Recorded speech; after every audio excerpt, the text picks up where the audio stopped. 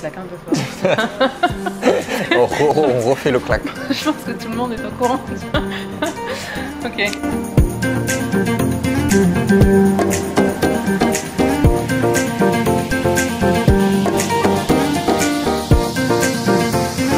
Bonjour tout le monde, j'espère que vous allez bien. Je suis Sandrine Carl et je vous souhaite la bienvenue sur Sandrine TV. Aujourd'hui, j'ai l'honneur de recevoir François Denis de Riche à 30 ans pour une interview en toute intimité sur tous ces secrets d'enrichissement. Merci. Salut Sandrine, ça va François d'avoir accepté avec grand plaisir de te présenter sur Sandrine TV. Oui. J'ai très hâte de commencer cette interview parce qu'en fait, ce qu'il faut que vous sachiez... Tout de suite... Ouais, j'envoie le truc. Ce qu'il faut que vous sachiez, c'est que François est un expert dans l'investissement. Oui, on peut dire ça, oui. Immobilier, crypto-monnaie. Bourse, crypto, immobilier, des placements un peu plus alternatifs et maintenant, oui, entrepreneur, oui, bien sûr. Parfait, donc tu vas pouvoir commencer par nous raconter quel est ton parcours. Oui, alors, pour faire simple, du coup, j'ai plus un profil investisseur de base. J'ai commencé très jeune, à 18 ans.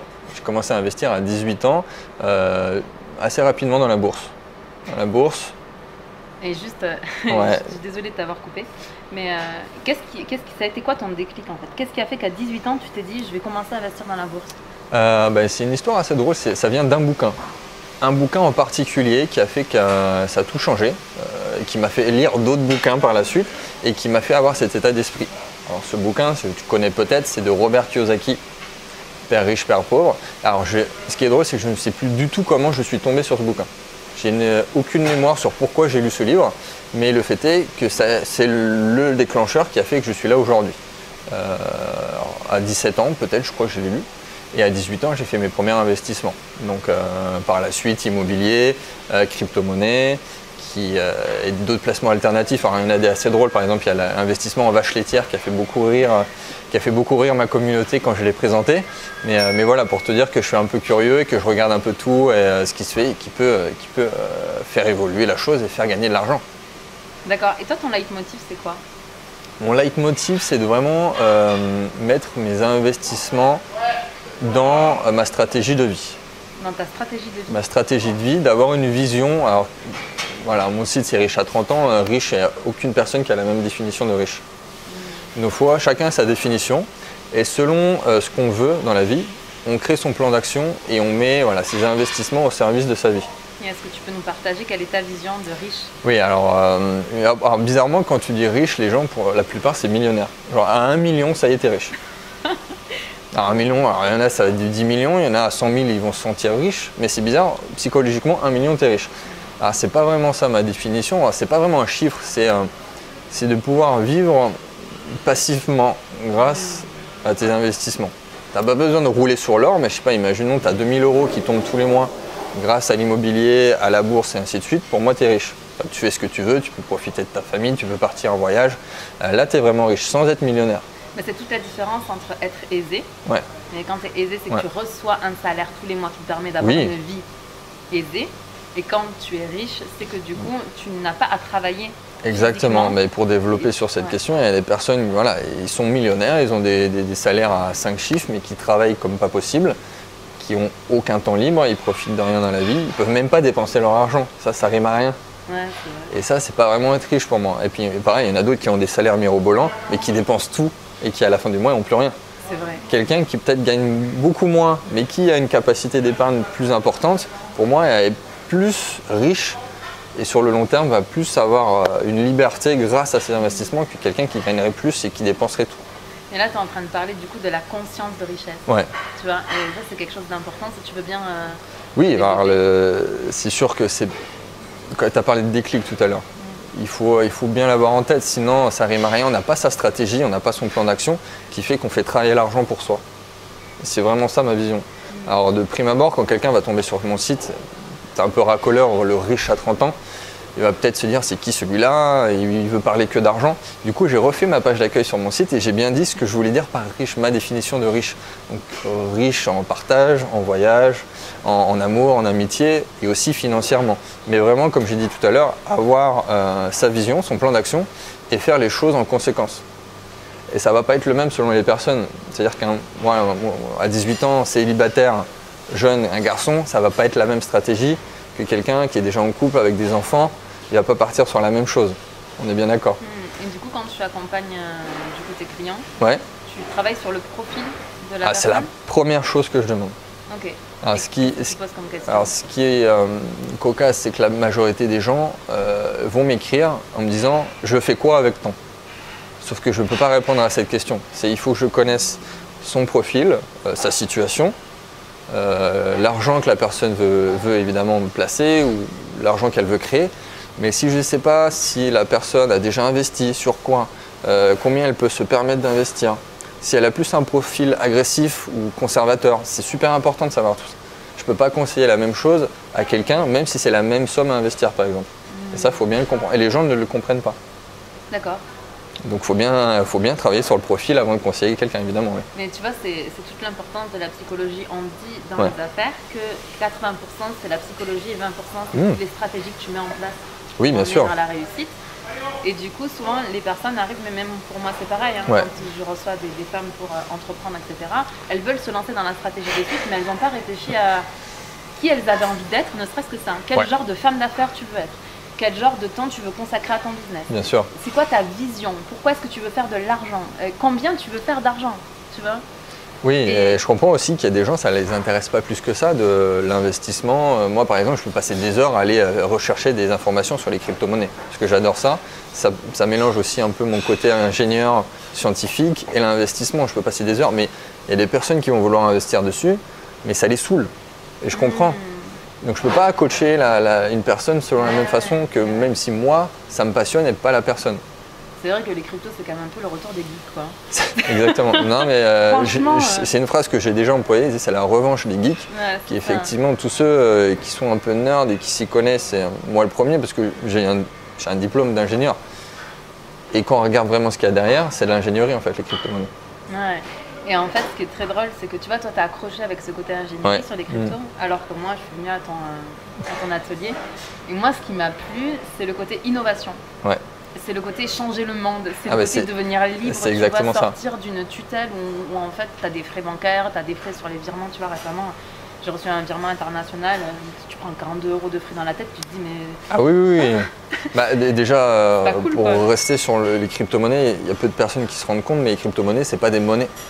Il faut voir ça comme des startups, donc des projets. On va mettre l'argent pour financer des idées, parce que derrière, il y a des équipes sur chaque crypto-monnaie, chaque projet. Il y a des gens, des ingénieurs qui travaillent pour avoir utilisé le principe de la blockchain, par exemple, pour une idée qui peut être révolutionnaire. Donc c'est vraiment aussi la notion de liberté et d'innovation, d'avoir l'innovation et la technologie au service de l'individu.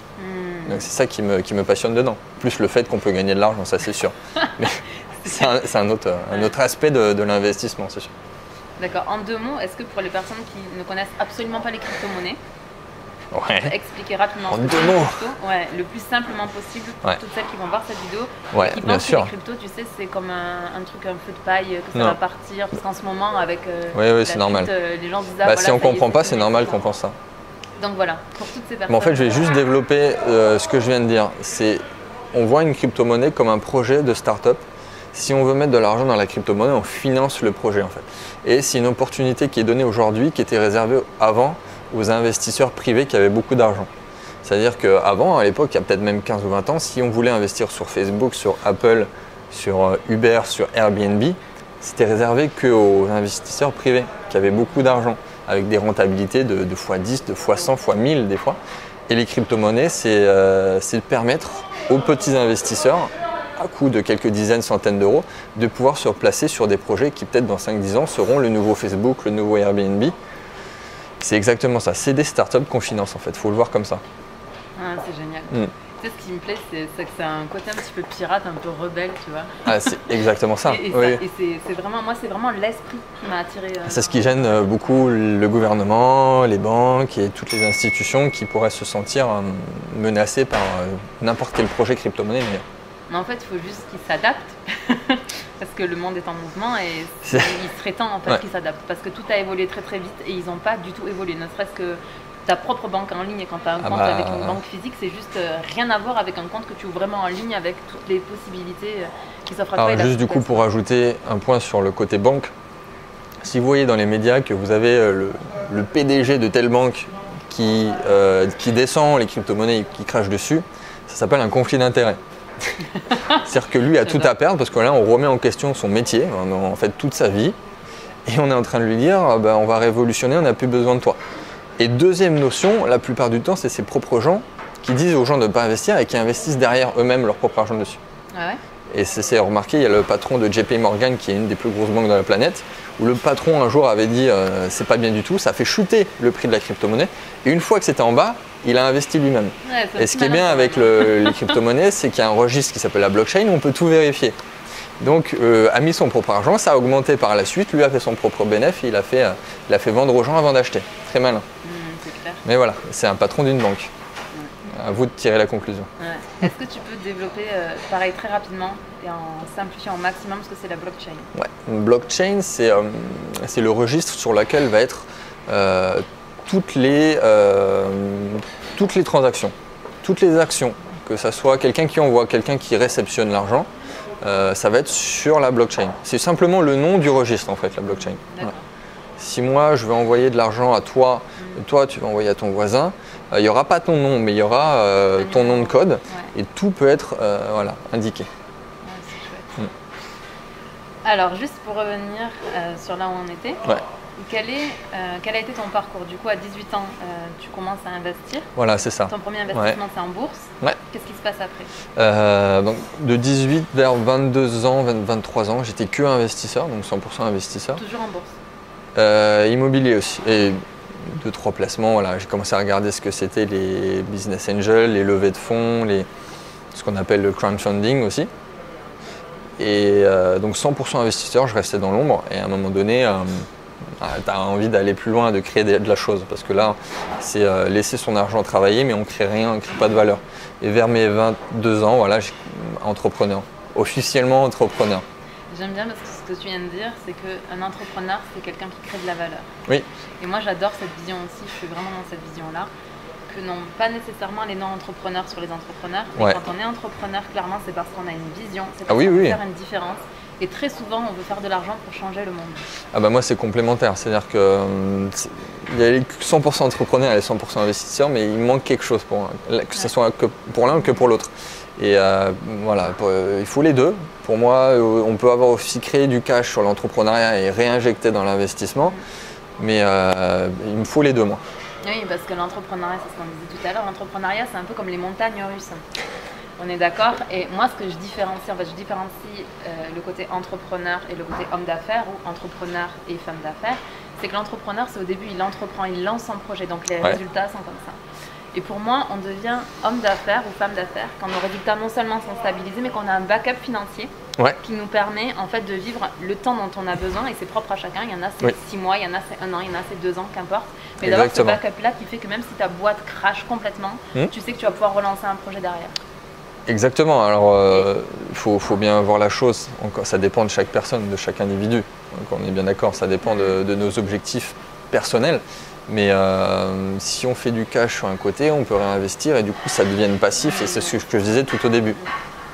Que demande le peuple. Ouais, c'est ça. Ça permet, moi, je vois l'investissement comme justement ce que je disais, vraiment un backup au cas où l'entreprise, à un moment donné, elle crache parce qu'on ne sait jamais ce qui peut se passer. Alors, petite notion aussi, c'est des fois, je dis ça pour les entrepreneurs, le meilleur investissement que vous pouvez faire, c'est dans votre propre entreprise aussi. C'est-à-dire que peut-être qu'au début, vous allez faire du cash, mais l'idée, c'est pas non plus de le dépenser inutilement ou de le laisser sur l'entreprise. C'est peut-être les premières 2-3 premières années de tout réinjecter, je sais pas, pour faire un plus beau site internet, pour faire de la plus belle pub, pour aller chercher des plus gros partenaires.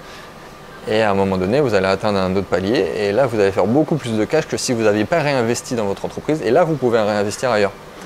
Après, on rentre dans la technique, mais il y a des montages juridiques ou peut-être on peut faire une holding pour réinjecter dans l'immobilier, dans sa propre entreprise. C'est ce que je suis en train de faire. Mais là, c'est un autre niveau. C'est peut-être pas forcément ce que veulent les gens d'ailleurs. Mais d'ailleurs, on va commencer comme ça. Imaginons que je regarde cette vidéo, là, cette interview.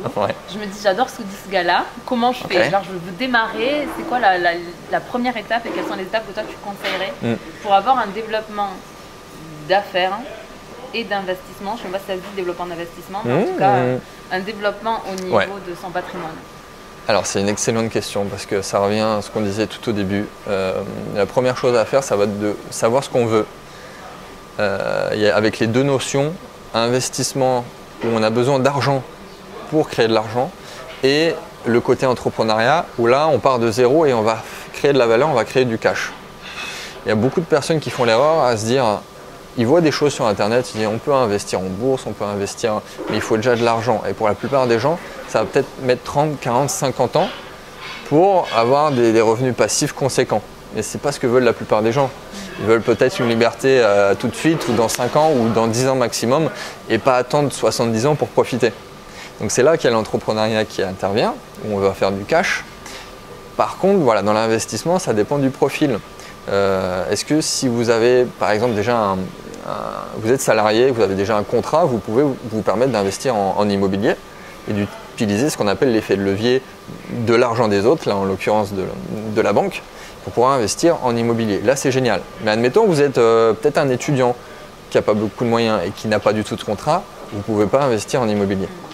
Vous allez peut-être plus vous diriger vers de la bourse, du trading si ça vous plaît, ou des placements qui correspondent à votre profil et l'argent que vous pouvez mettre. Ou la crypto, pour ceux qui ne connaissent absolument rien. Ou la crypto-monnaie, voilà, il faut que ça vous plaise aussi. Alors, moi, ce qu'on vient de dire par rapport à la notion de liberté, ça correspond totalement. Mais si on peut se permettre de prendre un petit peu plus de risques, et si on rentre vraiment dans le profil de la personne, c'est ce que je fais avec les gens que j'aide, c'est vous allez prendre une partie, vous allez mettre sur quelque chose de très sécurisé, une partie plus centrale, une plus grosse proportion sur de l'enrichissement classique, et une troisième partie, ce que j'appelle moi le momentum, c'est quelque chose de plus court terme, de plus risqué, qui vous permet, à tes souhaits, qui vous permet de tout simplement avoir une rentabilité bien plus importante et d'aller plus vite dans vos objectifs tout simplement. Mais qu'est-ce que tu appelles un investissement classique? Alors classique, ça va être quelque chose avec une rentabilité peut-être moindre, du 5-10%. Mais là, ça va être quelque chose de très long terme. Ça va être du 5-10% qu'on va réinvestir systématiquement au fil des années. D'accord. Et dans 10 ans, on sera bien content d'avoir fait ça. Et dans 10-15 ans, on va avoir du 500 euros, du 1000 euros, du 1500 euros qui va tomber tous les mois grâce à l'enrichissement classique. C'est-à-dire on ne prend pas beaucoup de risques, mais c'est quelque chose de solide. C'est pas de l'arnaque, ça peut être par exemple investir en bourse sur un PEA, sur des actions à dividendes. Et ces dividendes sont redistribués tous les ans. Et si on réinvestit tout, au bout de 10 ans, on peut très bien avoir 1000 euros qui tournent tous les mois. Ok. Donc, première étape, ça va être de commencer à faire un petit peu d'investissement.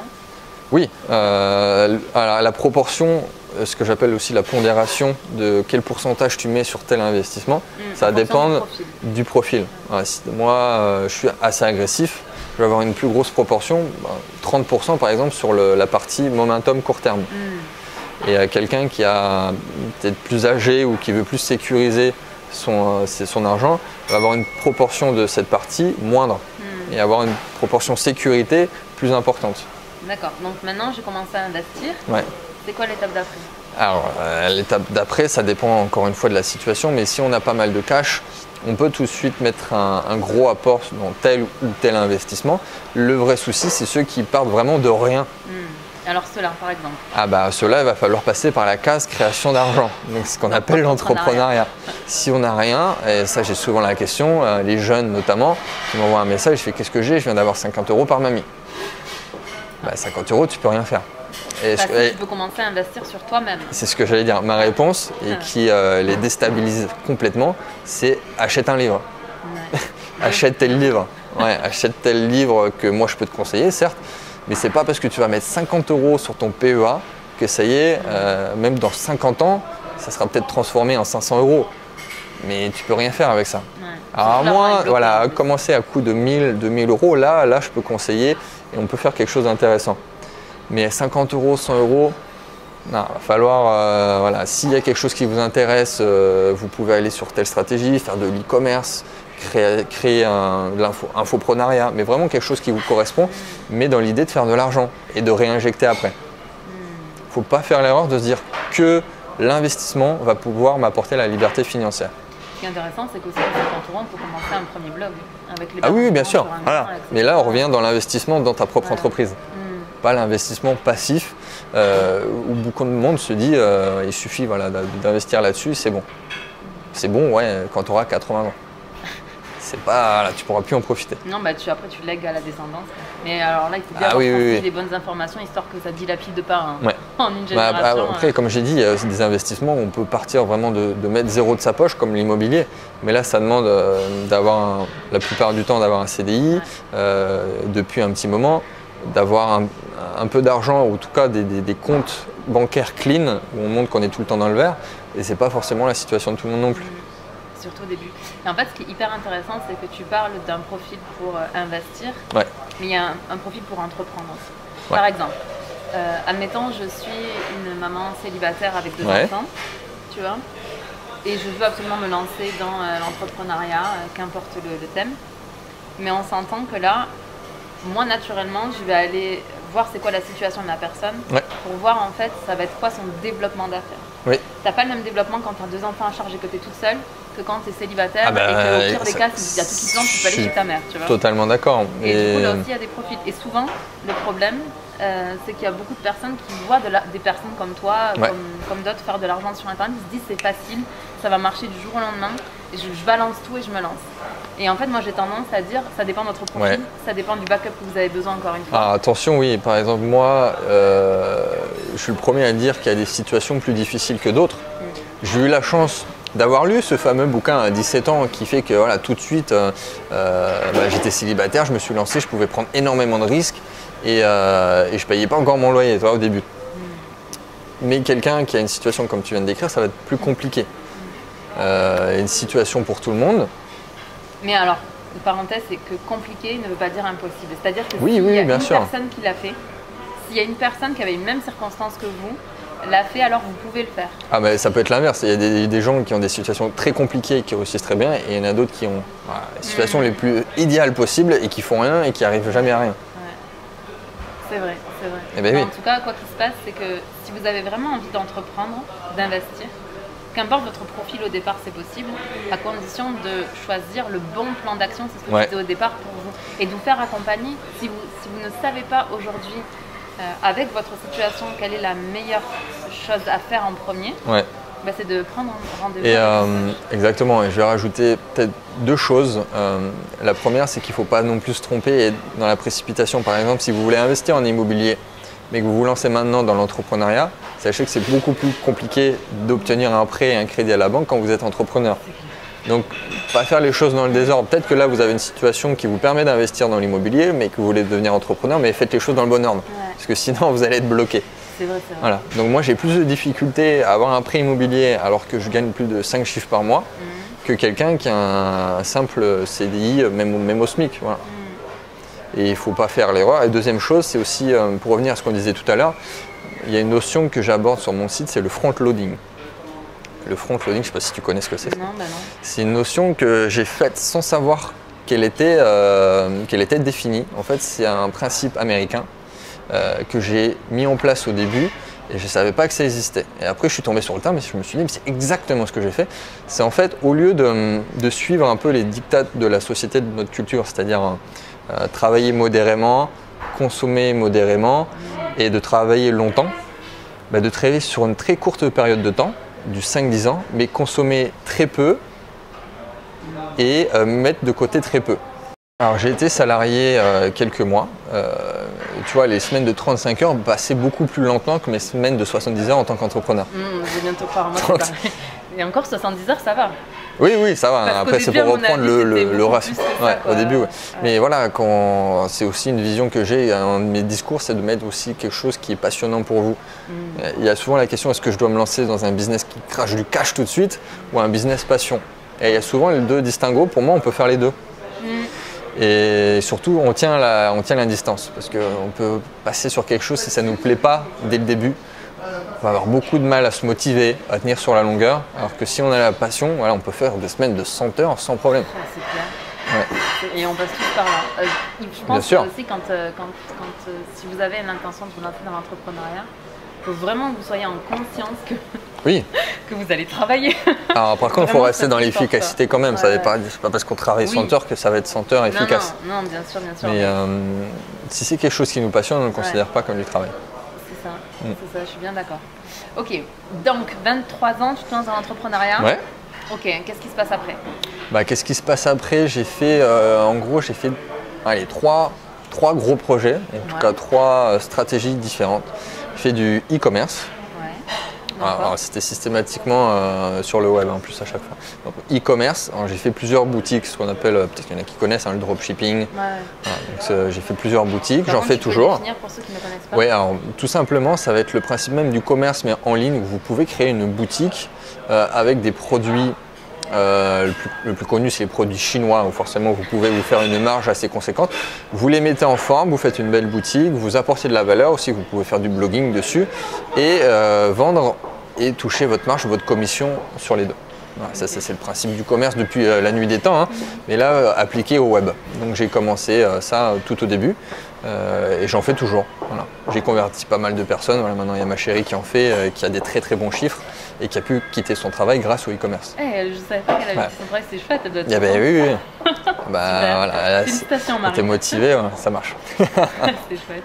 Deuxième stratégie. J'ai fait de la prestation de service aussi. Qu'est-ce que tu as fait de la prestation de services digitaux, c'est-à-dire c'est aussi quelque chose que je conseille aux plus jeunes qui ont vraiment zéro pour commencer, c'est-à-dire d'aider des personnes à travailler leur image de marque web. C'est vrai. Et ça c'est génial parce qu'il y a plein de jeunes qui ont des capacités et des choses qu'ils savent faire, ils ne s'en rendent même pas compte que c'est des choses que certaines d'autres personnes ne savent pas faire. Gérer les réseaux sociaux, créer du contenu sur internet, ça tu peux le facturer des fois. Tu ne te rends pas compte, mais même la gestion des réseaux sociaux, on peut facturer ça à 1 000 € par mois. Ouais, il y a un truc qui s'appelle Community Manager. Ouais. Alors ça va être un peu différent parce qu'un Community Manager va faire que, en général, répondre aux gens, donc un peu la gestion des réseaux sociaux. Mais là, il y a aussi un côté un peu web marketing, c'est-à-dire que tu vas peut-être pouvoir faire aussi de l'emailing, avoir une vraie stratégie web. C'est un peu plus que le Community Manager quand même. Donc ça, voilà, tu peux même en 6 à 12 mois avoir plusieurs clients et commencer à créer ta propre agence web. Ok, et comment tu fais pour les jeunes qui nous regardent pour faire ça du coup? C'est quoi la stratégie à mettre en place? Alors la stratégie à mettre en place là-dessus, la première chose à faire, ça va être la prospection. Parce qu'on peut avoir la meilleure technique de tous les temps, ça va être super balèze. Si on ne trouve aucun client, ça ne sert à rien. Et moi j'en ai beaucoup là-dessus. Je leur dis, effectivement tu peux faire ça à tel prix, mais ne va pas plus loin, fais de la prospection, on va chercher le client. J'ai des petites techniques comme ça qui sont peut-être pas connues et qui peuvent faire mouche tout de suite. Il y a un conseil que je donne et qui marche super bien, c'est d'écrire un petit audit, un petit diagnostic à la main des choses qui ne vont pas. Par exemple sur le site internet de quelqu'un qui est vraiment pas beau du tout, vous pouvez leur dire ça va pas, ça va pas. Vous faites un petit diagnostic comme ça vous prend une demi-heure. Vous le mettez dans une enveloppe flashy, peut-être rose ou jaune flashy. Vous l'envoyez, vous êtes sûr que la personne va l'ouvrir et va vous recontacter. Tu fais ça une dizaine de fois, ça va vous prendre une journée. Et sûr, vous allez 2-3 personnes qui vont vous contacter dans la journée. Non, c'est chouette. Et voilà, et ça demande rien du tout. Alors le prix de l'enveloppe peut-être, mais comparé à d'autres stratégies où peut-être l'e-commerce, il faut faire un petit peu de budget par la pub, blog, il faut acheter le nom de domaine, ainsi de suite. Là, ça demande rien du tout. Faites la prospection et une fois que vous avez le client, vous lui faites ce qu'il a besoin et vous encaissez. J'ai fait ça aussi. Alors ça, je l'ai mis pas mal de côté, mais j'ai sous-traité à fond. En plus on peut sous-traiter. L'idéal, voilà, l'idée absolue, ça va être de faire sa propre agence. C'est-à-dire qu'il y a des personnes qui vont être spécialisées, qui vont travailler pour vous et de tout déléguer. Donc ça va être une entreprise qui va vous créer du passif parce que vous allez encaisser des choses sur lesquelles vous ne travaillez plus. C'est chouette. Et du coup, tu les délègues à des gens que tu connais vraiment, tu les délègues sur des systèmes comme Upwork, etc. Alors, de base, pour quelqu'un qui a quasiment aucun réseau, il va falloir passer par ce genre de site. 5euros.com, Upwork. Après, au fil des années, vous allez peut-être avoir un réseau qui va se construire, des personnes qui font la même chose que vous. Et au lieu de passer par des gens que vous ne connaissez pas, d'essayer de passer par vos amis entrepreneurs ou des gens de confiance qui sont plus faciles avec qui travailler. Troisième stratégie. Voilà. Et troisième stratégie, l'infoprenariat. Donc le blogging, avoir une vraie présence sur le web, sur votre propre expertise. Donc ça, j'ai lancé ça il y a 2 ans, un peu moins de 2 ans maintenant, donc sur mon expertise d'investisseur. Donc riche-à-30ans.com, on me voit, là je peux conseiller les gens en fonction de leur profil. Donc je parle d'immobilier, je parle de bourse, je parle de crypto-monnaie, je parle plein de choses, voilà. Ok. Avant de te demander, ça a été quoi ta pire déception et ta plus grande joie? est-ce que tu es d'accord pour partager les chiffres que tu as fait de ton début jusqu'à aujourd'hui? Oui, bien sûr. Parce que je trouve ça hyper important. Souvent, quand on démarre, on s'attend à faire tu vois, des 100 000, des 1 million la première année. Et en fait, quand on parle véritablement avec un vrai entrepreneur, d'accord, et qu'on a ces chiffres et qu'on démarre, surtout si vous êtes en train de démarrer votre entreprise, ça fait 2-3 ans que vous êtes dedans, vous allez voir qu'en fait, finalement, vous êtes dans la norme. Donc, oui, c'est vrai qu'il y a souvent une promesse qui est vraie, qui est réalisable, mais pas de suite. C'est clair. Pas de suite. C'est pas en 6 semaines que vous allez faire 1 million. Alors après, il y en a qui ont des réussites fulgurantes, qui ont tout de suite. C'est vraiment une infime partie, une minorité qui ont de la chance aussi un petit peu, qui ont fait soit peut-être les bonnes rencontres, voilà. Mais pour la grande majorité, ça va prendre un peu plus de temps, oui. En vrai, moi, je crois pas à la chance. Je pense que la personne qui a une réussite fulgurante, en général, derrière, tout ce qu'on voit pas, c'est les 10 années peut-être, où elle a réfléchi. C'est le fameux iceberg. C'est l'iceberg de l'entrepreneur. On voit pas les. Qu'elle réfléchit au fait d'entreprendre, qu'elle a redéfini sa stratégie, qu'elle a passé du temps, qu'elle s'est développée elle-même psychologiquement, qu'elle s'est renseignée, qu'elle a rencontré des gens. Le caractère de la personne qui rentre en jeu aussi. Et elle arrive sur le terrain, elle développe son truc et comme déjà tout est prêt derrière, en fait, forcément, ça explose. Ça, c'est une question qu'on me pose souvent que je peux pas répondre. C'est qu'on me dit, par exemple, la prestation de service, en combien de temps je peux avoir tel revenu? Bah, je connais pas ton caractère. Il y en a, ils vont avoir peut-être 3 mois avant de se lancer, leur faire leur premier audit, par exemple, leur diagnostic. Et il y en a 2 jours après. Il y en a un qui, je l'ai conseillé, 2 jours après, il a son premier client à 500 € par mois. Ça dépend du caractère de la personne. Ouais, c'est ça. Et si elle a un peu d'expérience aussi dans l'entrepreneuriat. Mais pas de souci, oui, pour partager les chiffres. Hein, mais... Du coup, première année, c'était en quelle année? C'est... À tes 18 ans, premier investissement? Ah bah ça, c'est le premier investissement. Ça va être la période où, effectivement, où je réinjecte tout, je consommais très peu. Et il n'y avait pas encore d'entrepreneuriat. D'accord. Mais par exemple, sur le e-commerce... Donc tu lances ta première entreprise en quelle année? Alors c'était du coup l'auto-entrepreneur, évidemment, on passe par la case micro-entreprise, c'était 2014. 2014. 2014, ouais. 2014, combien tu fais de chiffre d'affaires? 2014, j'étais toujours en statut auto-entrepreneur, donc c'était en dessous de 30 000 € à l'année. Ok, 2015? 2015, là, je commence à avoir des beaux chiffres niveau e-commerce. Et là, je dépasse la barre de l'auto-entrepreneur. Tu te souviens pas? Je sais plus, j'ai dû faire du x2. Ok. x2. Donc 60 000. Ouais. Deuxième année. 2016? Et là, ça explose. Ok. Voilà. E-commerce, je fais plus de 1 000 € par jour. Ouais, bien. 1 000 € par jour, plus le projet infoprenariat que j'ai commencé à lancer. C'est en 2016. Donc 2016, j'ai dépassé les 100 000 €. Bravo, félicitations, en 3 ans du coup. Hein. Ouais. C'est ça, 3e année. Ouais. C'est ça, c'est entre 3 et 5 ans à peu près. Hein. Ah bah, c'est exactement ça. Ouais. Ça. Ok, et 2017? 2017, là où, en tout cas sur la stratégie infoprenariat, où les gens commencent vraiment à me connaître, où j'expose sur le web. Et là aussi, donc, dépasser 200 000, 300 000, 200, 300 000. Bien, chouette. Et 2018, tes prévisions? Alors 2018, 1 million. Ouais. C'est chouette. Ouais. C'est chouette. Et comme tu es investisseur en crypto aussi, ça m'intéresserait de connaître. Oui, bah là c'était les chiffres business. Ah non, que business. Entrepreneur. Je vais pas parler de mes investissements. C'est autre chose. Après, on peut parler de plusieurs choses. Par exemple, là, je viens de faire un investissement immobilier. Vraiment, là, en février-mars. C'était un bien en colocation. Je générais 1 600 € de loyer par mois. Et avec un cash flow, donc si on enlève le crédit, qui sera aux alentours de 1 000 €. Donc je vais avoir 600 € de mensualité à payer. Donc voilà, c'est un projet comme ça. Au fur et à mesure, on rajoute. Et ça devient vraiment énorme au bout d'un moment. Et sur les crypto-monnaies, en tout et pour tout, j'ai investi 10 000 €. Ouais. J'ai commencé en 2015. Donc ça va faire 3 ans que j'ai investi en crypto-monnaie. Les cryptos ont commencé en quelle année exactement? Alors tu veux vraiment le tout début du début? Ouais, ça m'intéresse de savoir. 2009. Les cryptos commencent en 2009. 2009, le premier. Ah bah c'est mondial, comme tu as pu comprendre, il n'y a pas de frontière avec les crypto-monnaies. Oui, bien sûr, mais on s'entend qu'on a toujours genre 2-3 ans de retard. Après, tu as toujours les geeks qui ont vu la chose venir tout de suite, mais vraiment le tout début, c'était le Bitcoin. Il n'y avait qu'une crypto-monnaie. En 2009, c'était le Bitcoin. Aujourd'hui, il y a plus de 1500 crypto-monnaies. Tu te rends compte que ça a commencé en 2009 et qu'on a commencé à en parler en France l'an dernier? Ouais, c'est ça. C'est complètement fou. Après, moi, ça me semble logique parce que toutes les grandes innovations dans l'histoire, ça a fait la même chose. Internet, ça a été inventé dans les années 70.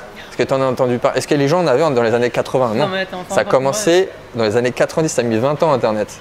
C'est fou. Donc là, on est encore au début pour les crypto-monnaies. Dans 10 ans, voilà, les gens commenceront à avoir, le grand public en aura, tout le monde en aura en 2025. C'est fou. C'est la partie. Donc, crypto-monnaie, j'ai commencé à investir en 2015. Ouais. En tout et pour tout, j'ai mis 10 000 euros. J'ai peut-être mis 2 000 euros, je crois, en 2015. 2016, j'ai mis 3 000 euros. Ouais.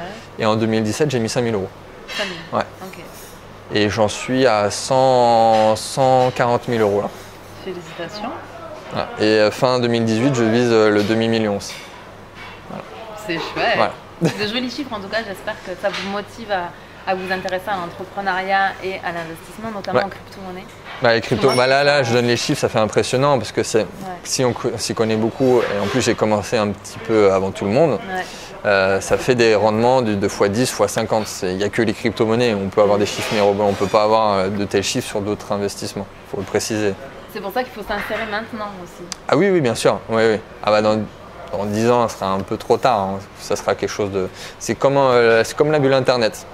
Ouais. C'est-à-dire les investisseurs qui ont investi sur la tech à la fin des années 90, début 2000, l'action Amazon en 2001, elle est à 7 $. Aujourd'hui, en 2018, elle est à 1 400 $. Ouais. Donc on a fait presque du fois 200 sur le marché de la tech. Et là, c'est exactement les mêmes rendements avec la crypto-monnaie. Voilà. C'est le genre d'opportunité qui vient une fois par génération, toutes les 20 ans. Donc c'est notre génération là. Ah bah on est la génération crypto, on ne le sait pas encore, mais dans 10 ans, ce sera normal, toi. Ah, c'est chouette. Et donc du coup, toi aujourd'hui, tu formes Oui. en crypto-monnaie? Ouais. Bah, je me suis positionné plus là-dessus parce que j'ai vraiment vu qu'il y avait un manque sur le marché français et que le peu de personnes qui en parlaient beaucoup de trading. Parlaient de trading sans parler de l'innovation derrière. Moi je me suis dit, les gars, il y a un truc qui manque. Comme j'ai dit au début, moi je suis ingénieur, j'ai une formation scientifique. Et je veux montrer que en fait, les crypto-monnaies, c'est une innovation derrière, qu'on peut faire de l'argent certes, mais qu'en plaçant son argent de façon intelligente et qu'en réfléchissant, en analysant les projets qu'il y a derrière, on est sûr de gagner. Sans faire de trading, sans passer son temps derrière et en investissant en long terme de façon passive en fait sur les crypto-monnaies. Voilà, ça c'est mon discours là-dessus. Ouais. Et tu vois, ce qui est hyper intéressant, c'est que si je t'avais pas rencontré toi, si je n'étais pas venue à cet atelier-là, j'aurais jamais perçu à quel point ça me plaisait. C'est-à-dire que pour moi, c'était comme si la vision que j'avais et la vision qu'on peut avoir même dans le monde de la spiritualité vers une liberté pour tous et tout le monde, etc. Pour moi, ça devenait scientifiquement, au niveau de l'ingénierie, possible grâce aux crypto-monnaies. Bien sûr. Et c'était ça pour moi qui était fou. Pour moi, la vraie révolution, elle vient de là. Alors, ça vient pas du Bitcoin, la révolution, ça vient vraiment de la blockchain, ce que j'expliquais tout à l'heure. Mais si on prend l'aspect métaphysique de la chose, de l'innovation, c'est génial. Ouais, c'est ça. Ouais. En tout cas, moi, c'est vraiment ce qui m'a passionné, ce qui m'a donné envie de découvrir. Et j'ai même un ami qui a lancé une marque de vêtements sur les crypto-monnaies. Ouais. C'est Choose Life, Choose Freedom, Choose Bitcoin. J'adore. Donc vraiment, c'est côté un peu geek, mais qui quand même est un peu marginal et anti-système. Ouais, c'est ça. Qui est tout entrepreneur un petit côté anti-système. Un petit côté rebelle. Un petit côté rebelle. Donc voilà, c'est aussi vrai dans l'investissement crypto-monnaie. Ouais, non, mais vraiment, c'est un univers que je vous invite à découvrir, que vous allez aimer, que vous n'allez pas aimer, mais au moins renseignez-vous. Vous ne pouvez pas passer à côté de ce qui va changer le monde dans les 10-20 prochaines années. Oui, même si on n'a rien à faire, c'est comme si je dis non, Internet, ça ne m'intéresse pas. Ouais, c'est ça. Ouais. C'est ça. Et surtout, n'attendez pas en fait que ça passe aux journaux et que les journaux télévisés vous confirment que c'est intéressant, peu importe. Et le peu d'informations qui transmettent en plus sont fausses la plupart du temps en ce moment. C'est ça. Donc c'est pour ça, juste soyez curieux, allez voir de quoi on parle. Parce que je pense sincèrement qu'il y a certaines personnes ici qui disent ah non, c'est beaucoup trop geek pour moi, j'aurais pu dire ça. On s'entend que mon premier ordi, je l'ai eu, j'avais 24 ans. D'accord. Aujourd'hui, je suis web entrepreneur. Okay. Donc c'est pour dire que, et moi ça me passionne, donc j'ai pas du tout un profil geek, absolument pas.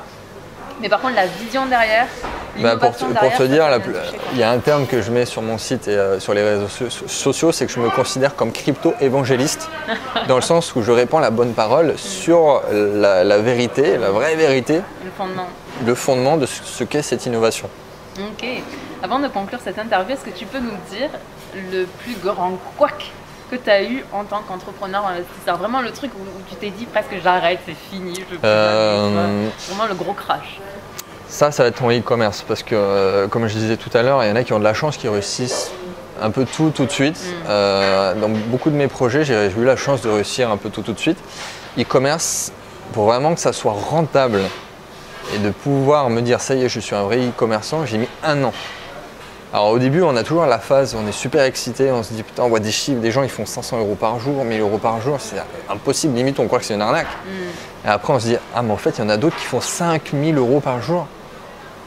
Et donc là, tu as la phase d'excitation où tu commences à lancer le projet, tu montes tes boutiques, tu fais tout bien et ça marche pas.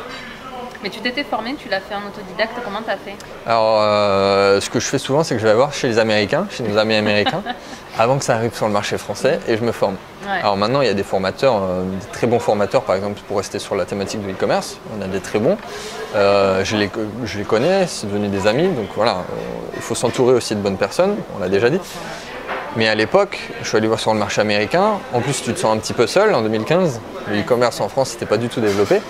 Et voilà, donc à partir de 6 mois où tu n'as pas de résultats, ou alors ils sont pas fous, ou alors tout l'argent que tu réinjectes, que tu gagnes en fait, tu dois le réinjecter en pub, sinon tout s'écroule, et que tu es break-even, donc tu ne gagnes pas d'argent au bout de 6 mois, là tu as envie d'arrêter.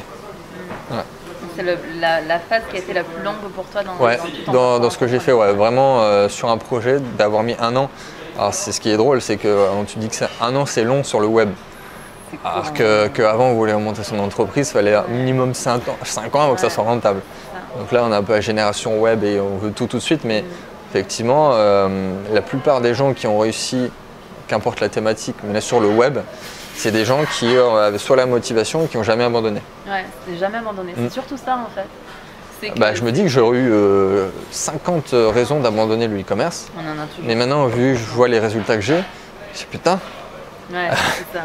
J'ai bien fait de ne pas abandonner. C'est ça. Mais pas abandonner, en fait, ça paraît compliqué pour certaines personnes, mais c'est tout ça. Oui. C'est juste, en fait, ça plante, mais juste vous recommencez. Pas comme si c'était... Moi, mon plus gros crash de toute ma vie, rien à voir avec l'entrepreneuriat, c'était quand je postulais pour faire ma thèse et que j'ai pas été reçue. Mais en sentant que moi, je suis une universitaire, j'ai été formatée pour la recherche, tu vois. Donc, mes projets de vie, c'était de faire une thèse et d'avoir le financement, etc. pour développer à côté mon entreprise. Mais je comptais vraiment sur ça. Pour moi, c'était évident. J'avais un projet qui était innovant, tu vois. Tout était absolument... J'avais tout planifié parfaitement, c'était au top. Et j'étais soutenue par mon directeur de recherche. Et là, j'apprends qu'en fait, pas du tout, tu vois. J'ai passé une journée à pleurer dans mon lit en me disant « Mais qu'est-ce que je vais faire de ma vie ?» C'est normal, c'est normal. Jusqu'à ce que je me rende compte en fait que finalement cette thèse-là, oui, je suis passionnée par la psychologie, par les neurosciences, par la psychologie cognitive, etc.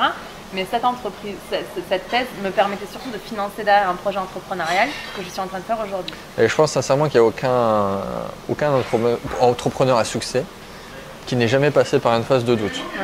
Alors par contre, effectivement sur le web, on va avoir les mecs qui réussissent et marketingment parlant, c'est pas du tout intelligent de montrer les phases de défaut. Alors maintenant, maintenant oui, mais pendant très longtemps, si on voulait te vendre quelque chose, il fallait dire oui voilà, je fais par exemple 1000 € par jour, le e-commerce c'est génial, sans te dire que tu es passé peut-être par 1 an d'échec ou peut-être que tu as perdu de l'argent. Maintenant voilà, il y a le marketing un peu plus éthique, c'est l'évolution logique où forcément on commence à, je pense que c'est dû aux réseaux sociaux, on commence à filmer les coulisses, à dire ce qui se passe derrière. Et c'est beaucoup plus facile d'avoir la vérité. Avant, c'était facile de cacher les choses. Mais voilà, il ne faut pas voir que le marketing, voir la promesse. Il faut voir aussi que derrière, il y a du travail, des doutes et des échecs. Et surtout, il faut, je pense en tout cas, si je me suis permis de te demander, c'est que je pense que c'est important que toute personne qui va regarder cette vidéo, qu'elle ait envie d'être entrepreneur, que ce soit vraiment un désir, tu vois, ou qu'elle soit en train d'engager des choses et qu'elle doute, parce qu'on passe vraiment tous par des doutes. Et moi, ce que j'ai appris dans mon parcours d'entrepreneur, c'est que si tu doutes pas, en fait, c'est là qu'il y a un problème. C'est que tu es un kamikaze, en fait, et tu vas cracher ton entreprise. Oui, bien sûr. Donc, le doute est totalement normal. Et de pouvoir avoir des références, de se dire que, enfin voilà, tout le monde passe par là. Mais même pour un investisseur, toi, un mec qui investit en bourse, il y a un crash qui arrive tous les 7-8 ans. C'est normal d'avoir des doutes. L'investisseur qui est vraiment fort mentalement et qui réussit à passer les phases de cycle comme ça, c'est celui qui va être gagnant au long terme. Et le mec qui est trop émotionnel et qui va vendre pendant que ça se casse la gueule, c'est un investisseur qui est mauvais et qui va perdre de l'argent.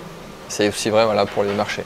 Et tu vois, c'est pareil, c'est quelque chose qui est très important, c'est que dans les affaires, il n'y a pas d'émotion. Il y a de l'émotionnel avec des clients, avec vraiment le lien humain, mais dans les affaires, il faut que vous sortiez l'émotionnel, ça n'existe pas. Si vous êtes dans l'émotionnel, c'est que vous n'êtes pas bien positionné en tant que chef d'entreprise. Que vous soyez une femme ou un homme, rien à voir. Il n'y a pas d'émotionnel dans les affaires. Il y a 2 termes en bourse qui sont connus dans les investisseurs, et ça vaut aussi pour les entrepreneurs, mais ça s'appelle le FOMO et le FUD. C'est-à-dire le FOMO, c'est quand tous les gens achètent quand ça monte. Donc ils font l'erreur d'acheter quand les autres achètent et des fois ils achètent quand c'est le pic. Donc très mauvaise idée. Ça veut dire en anglais la peur de louper le coche. Et le FUD, c'est Fear, Uncertainty and Doubt. Donc la peur, l'incertitude et le doute. C'est quand tu vends quand tout le monde vend et quand ça se casse la gueule. Ah ouais. Alors que c'est l'inverse qu'il faut faire. Quand les gens vendent, tu achètes, et quand les gens achètent, tu vends. Mais voilà, ça c'est l'aspect émotionnel de l'investisseur, ça s'appelle le FOMO et le FUD pour les termes techniques. Mais tu vois, ce qui est génial, c'est que c'est justement là où quand tu commences à te lancer dans l'entrepreneuriat, tu t'intéresses aussi forcément au développement personnel et on te parle d'avoir une vision. À quoi ça sert d'avoir une vision? Parce que j'ai beaucoup de mes clients qui me disent non, je veux me lancer, tu me saoules avec tes questions, enfin voilà, je veux passer à l'action. Ok, c'est dangereux. Tu n'as pas une vision. C'est dangereux. C'est la vision qui fait que quand tu vas passer par des doutes, quand tu vas pas avoir les résultats que tu as escomptés sur un lancement, et etc. Pourquoi tu le fais? Pourquoi tu fais tout ça, quoi? C'est quoi qui te motive? Mais c'est important cette vision, tu vois. Donc vraiment là, si vous avez... Alors le truc, c'est pas non plus avoir une vision exacte dès le début. À 18 ans, je pensais pas que je serais là aujourd'hui. Ça évolue la vision. Mais je savais que voilà, je voulais ne jamais être salarié et qu'à 30 ans, grand maximum, je serais à la retraite. Ouais, en tout cas, tu serais libre, tu pourrais te permettre d'être à la retraite. Quand je dis à la retraite, c'est que je peux me permettre de ne pas travailler. Mais vous prenez n'importe quel multimillionnaire à succès, vous lui dites d'aller à la retraite, d'aller sur une île déserte, 2 semaines après, il revient au charbon. C'est impossible pour lui d'arrêter de travailler, mais d'avoir la sécurité, d'avoir les fonds, après d'avoir beaucoup d'argent pour faire ce qu'on veut dans la vie, mais de vraiment avoir sa vision, c'est important. Ouais. Et qu'est-ce qui fait alors aujourd'hui, qu'est-ce qui te motive aujourd'hui à continuer malgré le fait justement que... Parce que c'est le rêve de tellement de personnes de s'arrêter, tu vois, c'est complètement fou. Mais... Oui, bah, tu as la première étape, voilà, c'est ce qu'on appelle l'indépendance financière. Déjà, c'est d'être indépendant, de créer son propre argent, de ne pas être dépendant de quelqu'un d'autre. Après, l'autre étape, ce qu'on appelle vulgairement la liberté financière, c'est non seulement tu es indépendant, mais en plus tu as des revenus récurrents qui te permettent de vivre n'importe ce que tu veux faire, de vivre. Et après, tu as autre chose. Alors après, voilà, sur la pyramide de Maslow, comme on dit, tu as les besoins primaires. Et plus tu montes, plus tu vas être dans l'accomplissement, l'épanouissement personnel. Là, c'est question de partage, d'évolution, de contribution et aussi de grossir, de faire des choses de plus en plus gros. Ouais. Là, moi, cette année, je vais faire mon premier gros événement annuel que je vais faire autour de mon nom, de mon site, de mon branding. Quoi que tu fasses dans la vie, en vrai, tu le fais pour les autres, avec les autres et à travers les autres. En fait, à chaque fois que tu t'enrichis à l'intérieur, je parle vraiment dans la connaissance de toi, dans la connaissance de l'indépendance financière, dans la connaissance de l'entrepreneuriat, juste comme ça, forcément, que tu le veuilles ou non, tu as un impact positif sur les gens qui sont autour de toi. Exactement. Et pour la petite histoire, c'est aussi pour ça que j'ai lancé mon projet d'infopreneuriat. C'est-à-dire que j'avais fait du e-commerce, j'étais bien, je gagnais beaucoup. Mais e-commerce, tu es tout seul derrière ton ordinateur. Des fois, même, tu as une boutique qui n'a rien à voir avec ce qui t'intéresse. Tu es là à faire du SAV, c'est assez impersonnel et personne ne te connaît. Alors, c'est pas l'histoire de te connaître, d'être connu. Mais l'infopreneuriat, là, quand j'ai lancé le truc, ça va compléter ce que je fais déjà sur le web. Je vais peut-être gagner de l'argent, je vais peut-être pas en gagner, mais ça va être apporter autre chose. Bah ouais, du coup, parce que comme tu es dans la transmission, finalement, tu es dans le don. Pourtant, j'ai vraiment beaucoup hésité à mettre d'abord mon visage en avant, de mettre des photos, de faire des vidéos. C'est venu au fur et à mesure. Mais ça, c'est pareil. Si vous êtes en train d'entreprendre et que vous dites que vous filmez ou choses comme ça, c'est pas possible pour vous aujourd'hui, c'est pas grave en fait. Faites là où vous êtes. Vraiment. Moi, les 6 premiers mois de mon blog, il n'y avait aucune photo de moi. Enfin, il y en a une petite pixelisée, on ne voyait pas bien. Au bout de 6 mois, j'ai commencé à faire des photos par un photographe professionnel, mais toujours pas de vidéo. Et au bout d'1 an, j'ai commencé à avoir des gens qui voulaient m'interviewer, à commencer à faire des vidéos. Mais moi, toujours aujourd'hui, j'ai une chaîne, c'est une chaîne de podcast. Ça me facilite la tâche. J'ai pas envie de me filmer. C'est la solution de facilité, mais il y a toujours des solutions pour les gens qui veulent ne pas se mettre en avant. Mais voilà. Mais c'est surtout, juste faites là où vous êtes. Moi, j'ai eu aucun problème à me filmer. On m'a dit, Sandrine, filme-toi, fais des vidéos sur YouTube. En fait, j'ai même pas réfléchi parce que je m'en fous tellement de Sandrine Carle, tu vois. Ce qui était important pour moi, c'était le message que j'avais envie de transmettre et le fait qu'il y avait des personnes qui avaient besoin d'entendre ce que j'avais à dire et qu'on me le répétait. Et donc, du coup, je me suis mis, d'ailleurs, ma première vidéo est horrible, mais vraiment. Oui, bien sûr. J'ai des lumières, la lumière est dégueulasse, la vidéo est dégueulasse, tout est dégueulasse. Et le pire, c'est que souvent, ta première vidéo, elle est quasiment pas vue. Ah bah tout le monde s'en fout. Ma toute première vidéo, en fait, elle a fait plus de 7000 vues puisque c'était l'interview d'une nana assez connue, Alexandra Villaroy-Labréco. C'est une exception. Donc, du coup. En plus, on voit ma tronche de mauvaise qualité et tout. Et je suis comme ça, mais qu'importe en fait, parce que le jour où je l'ai fait, je vous assure que j'étais juste dans ce qui était juste pour moi. Et donc faites ce qui est juste pour vous. Si c'est du podcast, c'est du podcast. Et c'est hyper ok en fait. Oui, après ça dépend du caractère de la personne. C'est pour ça au début j'étais plus investisseur parce que je voulais pas me mettre en avant. Je suis quelqu'un de plutôt réservé quand même au départ. Et après l'entrepreneuriat, ça fait partie de l'évolution logique des choses. Et c'est le développement personnel aussi. Tu deviens meilleur, une meilleure version de toi-même. Et tu as envie de faire de nouvelles choses. Alors, est-ce que, avant qu'on termine, tu peux partager ta plus grande joie, ton plus grand aha moment, ou je sais pas, le truc vraiment qui dans ton parcours a été ton propre successful déjà, la première fois que j'ai fait un événement en physique, je pensais pas du tout que ça allait aussi bien marcher. En fait, je l'ai fait à Paris. Je me suis dit, allez, on va le faire à Paris, on va le faire bien. Comme ça, je suis sûr au moins d'avoir 3 clampins et 2 tondus. La veille de l'événement, il y avait marqué 130 personnes inscrites sur Facebook. La folie quoi. Ouais. J'avais réservé un truc de 50 personnes, j'ai grand maximum. Alors là, c'était un événement gratuit, il y a toujours des gens qui ne viennent pas quand c'est un truc gratuit. Mais on a atteint 100 personnes. Donc c'était l'année dernière, c'était il y a un an, événement gratuit à Paris. Juste voilà, il y avait marqué François Denis, événement apéro. Et 100 personnes sont venues. Ouais. Génial. Et la moitié des gens, je les connaissais. Parce que c'était des abonnés, mais qui vraiment me suivaient de près depuis longtemps. Et bizarrement, les gens, je les ai jamais vus. Tu les rentres dans la pièce, tu vois le visage, je sais comment ils s'appellent. Je sais qui c'est. Ah ouais? Parce que c'est des abonnés qui sont là sur les réseaux sociaux, qui sont déjà clients, qui ont acheté des choses chez moi. Et je les connaissais, c'était génial. Le jour-là, c'était à 18h, à 1h du matin, j'étais toujours là, je n'avais pas mangé. J'étais tellement excité. Ouais, je comprends ça. Ouais. Et tu vois, ce qui est génial dans ce partage d'expérience-là, c'est que pour tous ceux qui pensent qu'être entrepreneur, c'est le grand kiff, c'est quand tu fais de l'argent, au final, le type qui dit mon plus grand kiff, c'était ma première rencontre. Quoi. Après, c'est sûr que je me souviens de la date précise de la première vente que j'ai fait sur mon blog. Je me rappelle de la date, je sais quel client c'était. Ouais, tu m'étonnes. Et pourtant, c'était 30 €. Mais je me souviens aussi de ma première journée à 1000 €. Je me souviens du premier événement. Je me souviens, mais tu vois, chaque étape. C'est lié à des personnes. C'est pour ça que je disais, on grandit pour les autres, avec les autres, à travers les autres. Moi aussi, ma toute première cliente, forcément, tu peux pas, tu vois, c'est vraiment la toute première. Quoi. Et bien voilà, et j'avais beau faire 1000 € par jour sur l'e-commerce, mon premier 30 € où c'était estampillé François Denis sur mon site riche à 30 ans, j'étais super content quoi. Je comprends.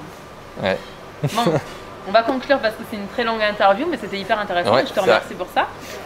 Pour ceux qui sont tombés en amour avec François Denis, où c'est qu'on te retrouve? Du coup, le site richeà30ans.com, tout simplement. Donc, vous avez tous les réseaux, c'est l'écosystème, Facebook, Instagram, Snapchat.